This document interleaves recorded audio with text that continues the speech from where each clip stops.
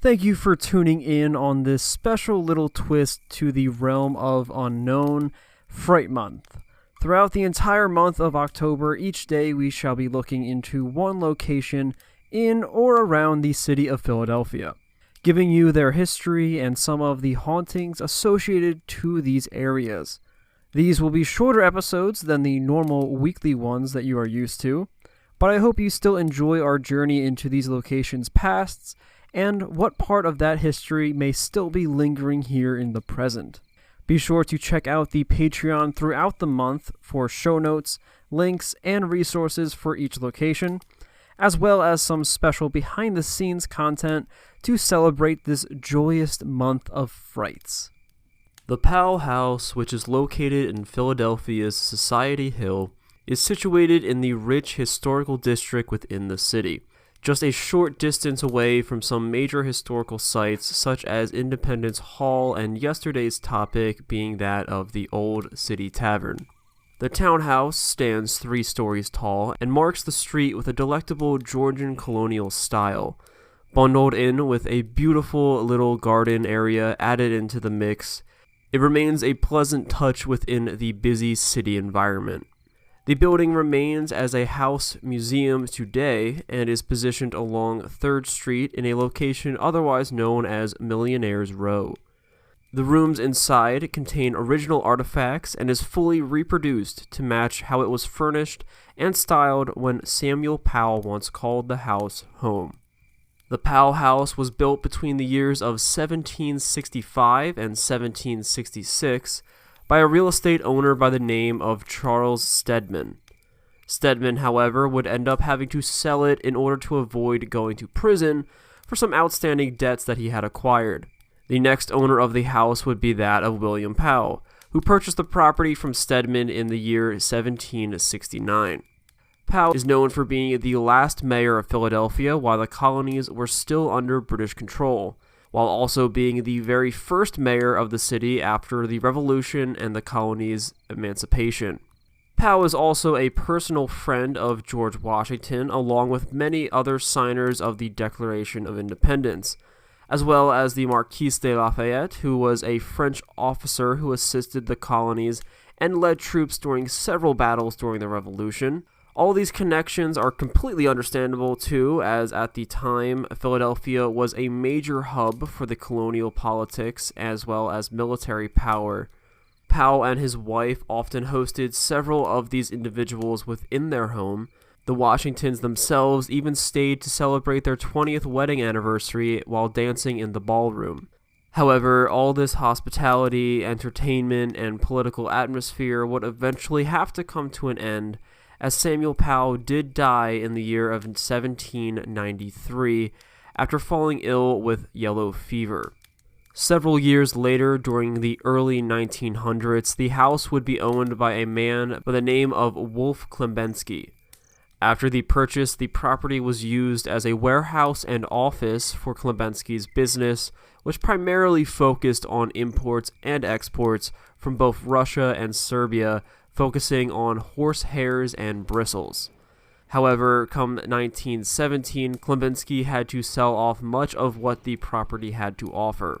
By the year of 1931, the house was practically an empty shell of what it was, and was almost torn down in order to make room for an open-air garage and parking structure.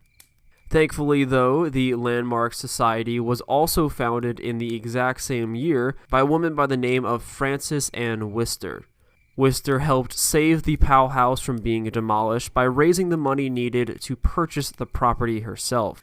The Landmark Society went on further to restoring, furnishing, and eventually converting the property into the house museum that we mentioned earlier. But now that we have gotten through some of the location's histories, what about the spirits tied to the Powell House? Well, despite the size of the location itself, it actually has quite a few. The Marquis de Lafayette, the French nobleman and officer that we mentioned earlier in the episode, absolutely adored Philadelphia, and oftentimes visited the Powells during his visits to the city. Now, within the home, the figures and apparitions of several colonial soldiers are often reported roaming about throughout the home. one in which is believed to be none other than the Marquise. These soldiers are also reported to be seen walking through the front entrance of the Powell house, passing right through the front door with absolute ease. The next major spirit of the location is located up on the second floor, where there are reports of an apparition of a young, beautiful woman, reported to be adorned in a beige and lavender dress. She is seen sitting in the withdrawing room located just off of the ballroom. She is also reported to be seen fanning herself, and when she is spotted by someone visiting the location, she simply smiles before fading away into thin air. While on a tour, a man had been using the restrooms up on the second floor, and once he got inside, however, the lights all turned off, and he stood there in almost complete darkness. However, he managed to navigate throughout the hallway by slowly following the wall with his hand.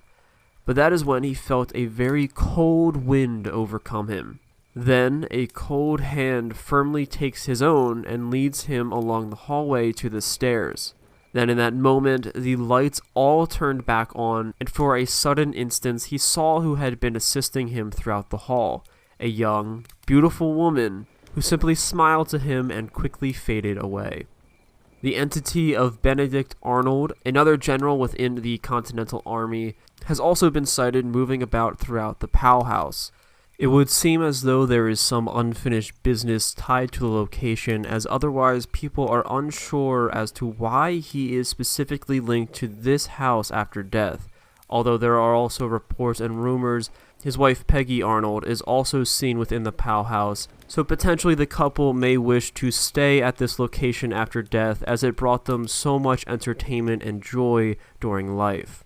As for the rest of the spirits spotted within the Powell house, again, a lot of them have to do with miscellaneous Continental soldiers that are spotted roaming about, as well as some more miscellaneous spirits that just sort of seem to hang about on the location long after death. Again, the Powell house was a major location when it came to political and military powers congregating for entertainment, parties, and other social gatherings, so it is not unreasonable to believe that all of these friends and acquaintances are gathering again after death. But that is it for the Powell house, its history, and the ghosts that still seem to haunt its halls long after their deaths. If you enjoyed this topic, be sure to stay tuned through the rest of Fright Month, as we will be looking into several more locations in and around Philadelphia, again, their history and some of the hauntings that are tied to their location. If you want to see a short sneak peek of some of the upcoming topics, be sure to head over to Patreon, as there is a short little list posted there to give you a heads up for the first week's topics and the subjects that we will be discussing. If you want to stay up to date on other quick events and short little series that I will be doing for Realm of Unknown, be sure to check us out over on Twitter and Instagram at Realm of Unknown. Or if you have any of your own subjects or topics if you wish for me to discuss, then be sure to send them to me at realmofunknown@gmail.com. I hope you guys enjoyed this topic, and I hope to see you throughout Fright Month as we journey into the Realm of Unknown.